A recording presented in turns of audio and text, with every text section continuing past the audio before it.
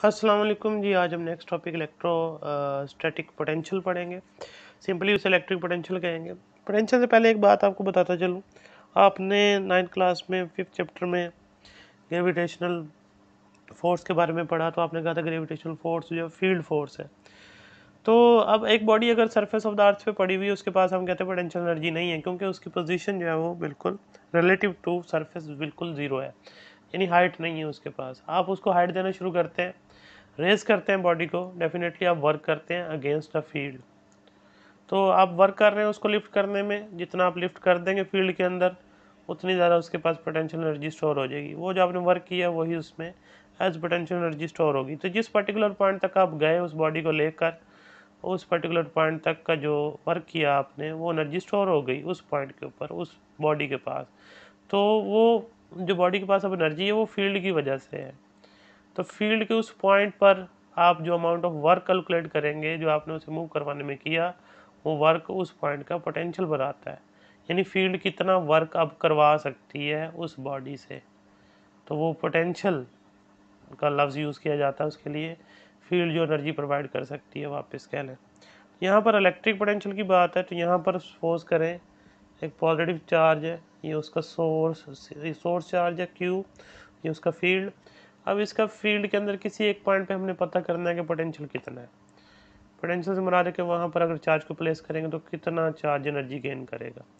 तो हम क्या करते हैं, एक यूनिट पॉजिटिव टेस्ट चार्ज लेके आते हैं, उसको फील्ड से बाहर से कहीं से भी ले आए, फील्ड से बाहर, यानी इसकी फील्ड तो इधर तक है ना, ये जो हमने सर्कल लगा दिया।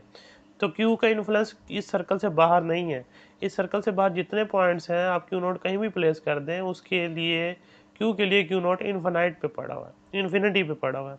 इन्फिनिटी का लफ्ज़ यूज़ इसलिए किया क्योंकि फील्ड से बाहर है, वहाँ पोटेंशियल नहीं है, कोई फील्ड नहीं है, तो इस वजह से वहाँ से उसे मूव करवाना शुरू करते हैं और फील्ड के अंदर तक लेके आते हैं। फ़र्ज़ करें इस पॉइंट पे मालूम करना चाहते हैं, ये ए पॉइंट कह लें और ये बी पॉइंट कह लें। अब ए से बी तक जो है आप उसको मूव करवाते हुए आएंगे, आप वर्क करेंगे। ए से बी तक का जो वर्क आएगा इस यूनिट पॉजिटिव चार्ज के ऊपर, वो वर्क आपको इस फील्ड के अंदर इस पॉइंट पर इलेक्ट्रिक पोटेंशियल की वैल्यू बताएगा। यहाँ ले जाके चार्ज जब रिलीज करेंगे तो क्यू क्यू नॉट को रिपेल करेगा, वो वापस मूव करेगा। तो आप जब वर्क करेंगे वो वर्क स्टोर हो जाएगा as electric potential energy at this point. वो जो इलेक्ट्रिक पोटेंशियल एनर्जी है पर unit charge at this point, उसे ही इलेक्ट्रिक पोटेंशियल कहते हैं। या फिर वो जो वर्क किया आपने इन्फिनिटी से मतलब फील्ड से बाहर से इस पर्टिकुलर पॉइंट तक या किसी और पॉइंट तक, तो उस पर्टिकुलर पॉइंट तक जो वर्क है वो वर्क आपको इस पॉइंट का इलेक्ट्रिक पोटेंशियल बताता है। जैसे हमने इलेक्ट्रिक फील्ड टेस्ट करने के लिए पॉजिटिव टेस्ट चार्ज प्लेस किया था, तो फील्ड की वजह से जितनी फोर्स लग रही थी उस टेस्ट चार्ज के ऊपर, वो इंटेंसिटी बता रही थी। यहाँ जितना वर्क करना पड़ेगा आपको तो फील्ड के अंदर उस पॉइंट तक लाने के लिए चार्ज को, वो वर्क आपको उस पॉइंट का पोटेंशियल बताएगा। तो ये इलेक्ट्रिक पोटेंशियल की definition. Electric potential at a point in an electric field is equal to the amount of work done in bringing a unit positive charge from infinity to that point. Infinity से मतलब field से बाहर कहीं से भी, और from that point मतलब जिस पॉइंट पे आप इलेक्ट्रिक पोटेंशियल फाइंड आउट करना चाहते हैं। Formula V is equal to W/Q। ठीक है जी। तो ये अब इसके ऐसा यूनिट की बात करते हैं, वो देखिए। लेकिन जो इसका यूनिट है वो वोल्ट होता है। देखिए, हम वर्क को जॉल में कैलकुलेट करते हैं, चार्ज को कूलम में, तो जॉल पर कूलम जो कि किसके बराबर आएगा, वोल्ट के। अब वोल्ट जो है वो कब, 1 वोल्ट को कैसे डिफाइन करेंगे। अगर 1 जॉल वर्क किया आपने चार्ज को मूव करवाने के लिए, चार्ज 1 कूलम था, तो जो पोटेंशियल इलेक्ट्रिक पोटेंशियल होगा उस पर्टिकुलर पॉइंट पे, उसे हम नाम देंगे वो 1 वोल्ट होगा। तो वोल्ट को हम डिफाइन करते हैं, if 1 जॉल of work is done against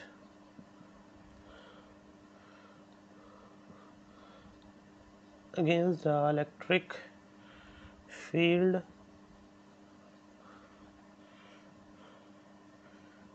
in bringing 1 coulomb, या यूं ही लिख लें 1 coulomb positive charge from infinity to a point in electric field,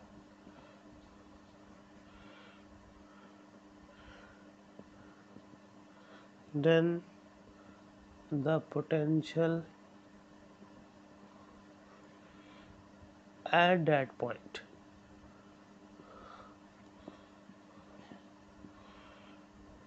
will be 1 volt। अगर एक जॉल वर्क करेंगे चार्ज को इन्फिनिट से फील्ड के अंदर तक ले जाने के लिए किसी पॉइंट तक 1 कूलम चार्ज के ऊपर, तो आपका जो उस पर्टिकुलर पॉइंट पे जो पोटेंशियल होगा उसे हम 1 वोल्ट कहेंगे। अब यहाँ आगे नेक्स्ट है पोटेंशियल डिफरेंस। अब इलेक्ट्रिक पोटेंशियल डिफरेंस क्या होता है वो देखिए।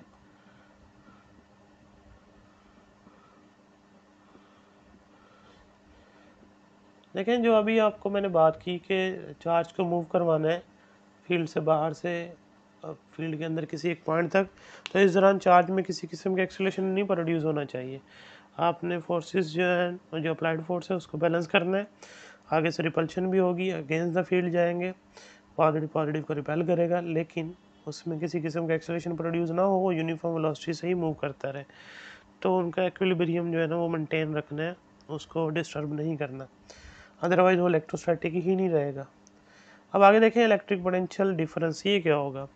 फर्ज करें ये एक साइड पॉजिटिव प्लेट लगा दी और दूसरी साइड पे हमने नेगेटिव प्लेट लगा दी। अब इलेक्ट्रिक फील्ड आ गई। इलेक्ट्रिक फील्ड आपको पता पॉजिटिव से नेगेटिव की तरफ हम कंसिडर करते हैं, जैसे कल हमने इलेक्ट्रिक फील्ड लाइंस पढ़ा था उसमें भी हमने मेंशन किया था। इलेक्ट्रिक फील्ड लाइंस की डायरेक्शन पॉजिटिव से नेगेटिव टर्मिनल की तरफ होती हैं। अब इसके अंदर हम फील्ड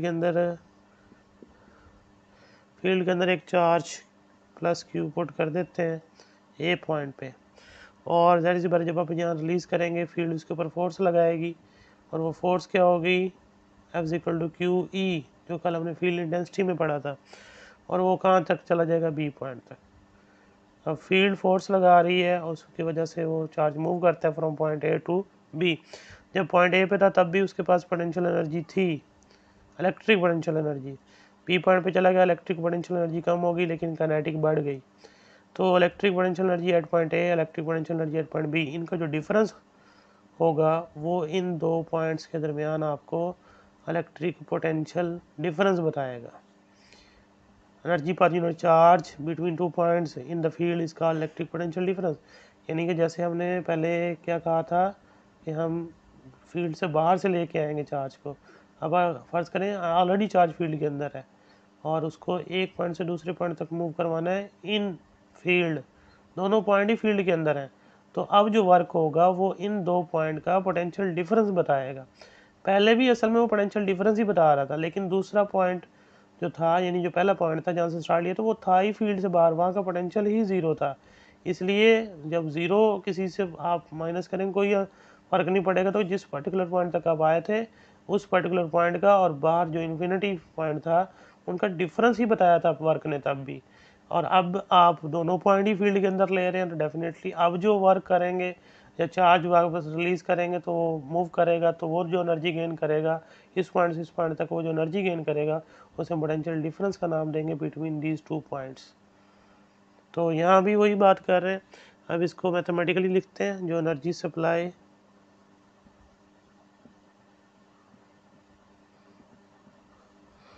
supplies by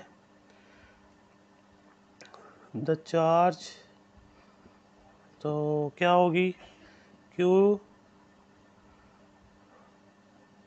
इस फार्मूले से देखें अगर W निकालना हो तो V इंटू क्यू है ना, तो QVA, इस पॉइंट पे पोटेंशियल VA और इस पॉइंट पे पोटेंशियल VB, Q कॉमन ले लें, अंदर बच जाएगा VA माइनस है VB, ये पोटेंशियल डिफरेंस आ जाएगा यहाँ से। तो ये वर्क टोटल। अब इसको डिफाइन करते हैं, the energy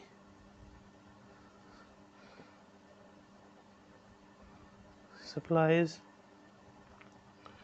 by a unit charge as it moves from one point to other in the field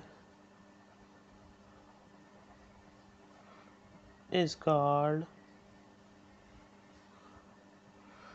potential difference between 2 points।